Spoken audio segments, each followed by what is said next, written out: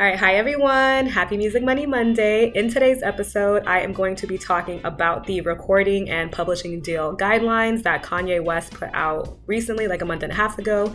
I think that he made some really good points. However, I am actually going to speak to my knowledge on those guidelines and my thoughts on them, and I'm going to give you ways to actually attain the things that he talked about. I already started filming the video. And it is very long and it's coming out very long and I'm still not even done. So I am going to make this video multiple parts. There'll be a part 1, part 2, maybe even a part 3.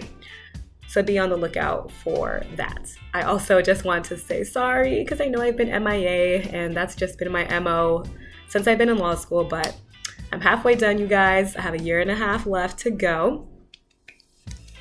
And yeah, also I'm on a board of an organization called PHLSA, where we advocate for formerly incarcerated students to get into law school and to become lawyers. And we created a YouTube channel and created a video series walking people through the process of how to get into law school with a criminal record. And it's very useful. And there's actually really beautiful stories in there as well. So if that information would be useful to you, I'll put the video down below in the description box so you guys can watch it. I know that has nothing to do with my channel, but it's something I've been working on and it's something I'm passionate about. And again, this is my channel, so I can do what I want. But let's get into what you actually came in here for, which is Music Money Monday. Okay, so Kanye West put out 7 guidelines to recording and publishing deals.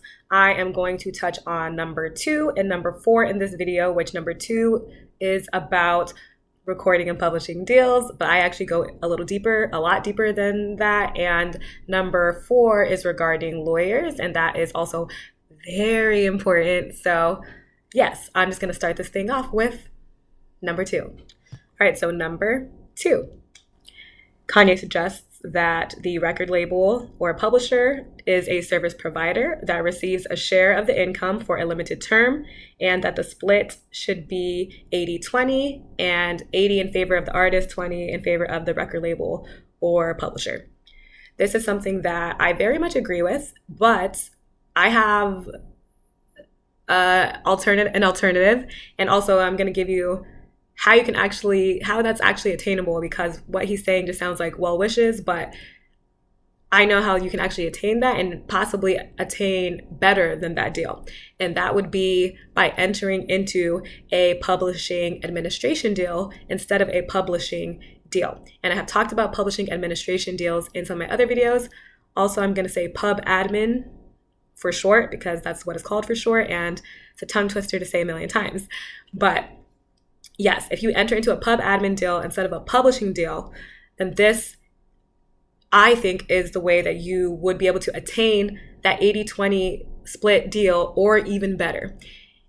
With the pub admin deal, the publisher would still essentially be acting as a publisher. They'd be doing everything that a publisher does, even down to collecting the royalties for you. However, when they pay you those royalties, let's say it's 80-20, they're going to pay you 80% of the royalties and they're going to keep 20% of the royalties for themselves. However, you still own 100% of the song. You still own 100% share in the song.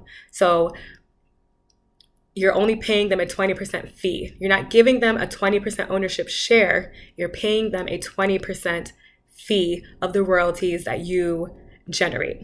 And a big reason why this is important is because let's say that you did an 80-20 deal where 80%, you own 80% and then you give 20% to the publisher. Whenever someone wants to license your song or use your music for anything, they have to get permission from all the publishing owners of the song. It doesn't matter if you have 80, which is way more than 20%. It doesn't matter if you have 99% and the publisher has 1%. It doesn't matter if you have 99.5% and the publisher only has 0.5%. They still have ownership in the song, which means that they still have a say in how the song can or can't be used, for how much money they can make those deals. They can still have a lot of say, and you want the control of your music and what you create. So a pub admin deal is better. Now, 80-20 is very good of course, but remember it's 80-20, 20% being a fee, not giving them an ownership share. And I've also seen a lot of pub admin deals that are actually less than 20%. So 5% to 20% is normally where, but Kanye West was at 20, and I think that's still very good, like I stated before. So it is attainable. However, you will need a good lawyer to do this. All right, which leads me to the next guideline that has to do with lawyers, which says the first thing that changes about record deals is actually lawyers. We need plain English contracts. A lawyer's role is to improve deals, not charge for contracts we cannot understand or track. Rewrite deals to be understandable from first read. I 100% agree with this, and this is what I aim to do as a lawyer myself, but I do not think that entertainment lawyers across the board are going to change the way that they've been doing things just to rise to this level, because they've been doing things the same way for so long, and it's been benefiting them. However, I do think there is a way to attain this for yourself, which bottom line has to do with doing your homework, developing a relationship, and building trust. And let me break that down for you. A little while ago, I said that to be able to enter into a good pub admin deal rather than a pure publishing deal, you would need a good lawyer to do so. And while this is very true, I think even more importantly, you need a good lawyer who you can trust is working in your best interest. Don't just go with someone just because they're well known, or they helped so-and-so, or someone pushed them onto you, or this lawyer is all that you can afford. No. You need to do your research on these lawyers and see what they're really about. And how Kanye said that we want clear, understandable contracts in plain English, you should be able to sit down with your lawyer and ask them what every and anything means and what are the implications of these words. What does this mean for me entering into this deal? Even if you have to go word by word, anything you don't understand, you need to be able to ask.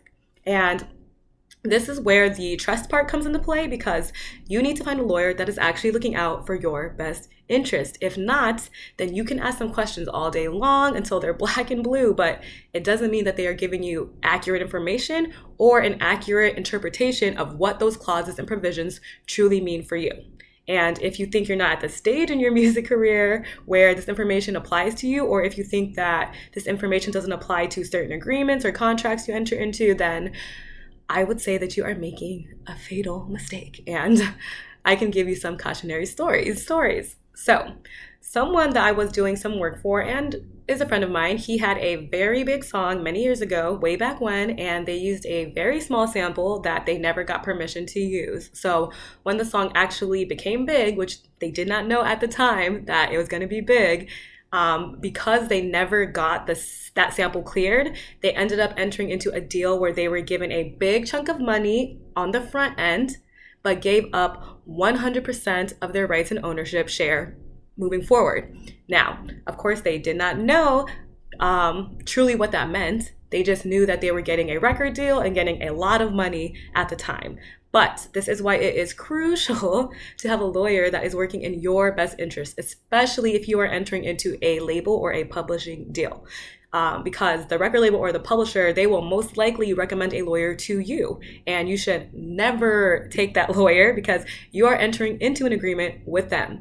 They are on the other side of that deal. Yes, you are coming together as a team, and this agreement is what will bring you guys together. But in this phase, in entering into the agreement, you guys are not on the same side and they are not on your team. And this, I would say, even goes to co-writer agreements or producer agreements. Like, yes, you guys are working together, but in the agreement, you're not on the same side. So you should not use the same lawyers. You need to do your research on your own and find your own lawyer who, once again, is going to look out for your best interest and nobody else's. And this means that they actually have to know what your best interest is, and they need to explain the true implications of what the deal is that you are signing. They can't just say that in the other situation that you're going to get a big chunk of money and a record deal in exchange for giving up these rights. No, they also need to explain what those rights mean. So when it comes to the story I was just saying, an example of this would be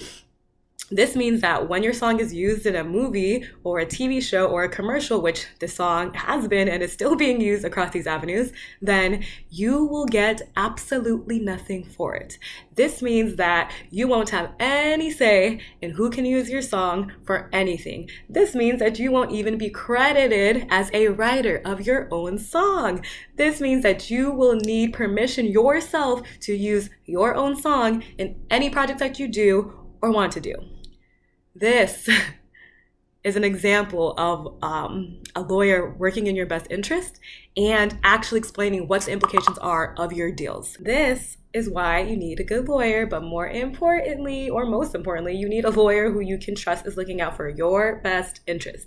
This is how you somewhat attain what Kanye was talking about. This is how a lawyer improves your deal and how you actually understand your deal. I don't think we're ever going to get to the point where we have plain English contracts, just letting you know that, because the law is the law and those contracts are full of legal terms that are in accordance with the law. But at least with this approach, you will be able to get a deal that is in your best interest and that you actually understand. And this does not just apply to big record label deals. So again, if you think that you are not at the stage where this applies to you yet, then you would be making a fatal mistake. Fatal. And I can give you another story, just similar. When I worked for BMI, I ended up reviewing lots of songwriters and producer agreements. This was not one of my duties, but I definitely made it one of my duties whenever someone would call me or email me wondering why they're not receiving royalties or getting paid for something. And these were agreements with small pub admin companies or smaller companies, smaller deals. They're not the big record label deals or major publishing companies that you think of when you think of deals like this. And one story in particular, but I saw this scenario happen many times.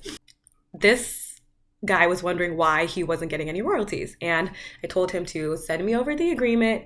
I looked it over and boom, the agreement had actually ended. The agreement was over. There was a term. The agreement was from this date to this date. It ended.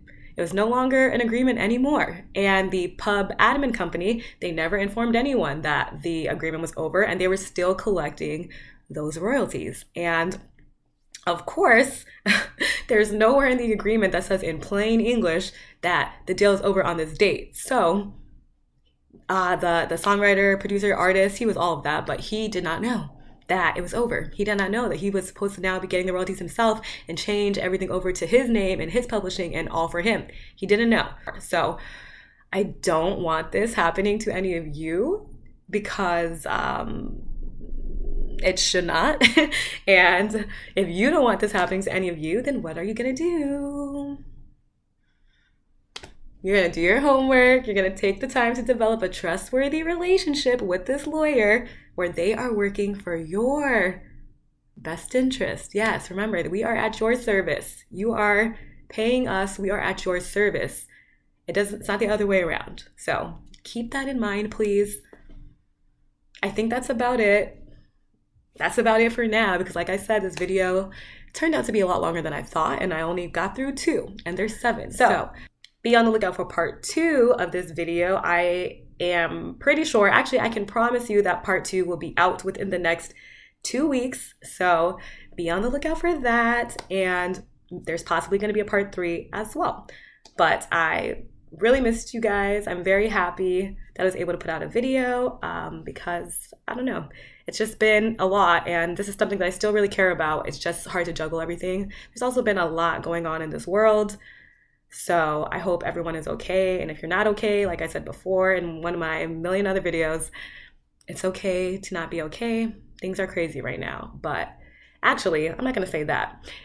If you are not okay, you should be putting all of that, channeling all of that into your music. Put that in, put the work in that way. Take your mind off of everything else and just focus on the music. That's a better way to go about handling everything being wrong with the world right now or right with the world right now. Whatever. Put it in music. Put it in your music.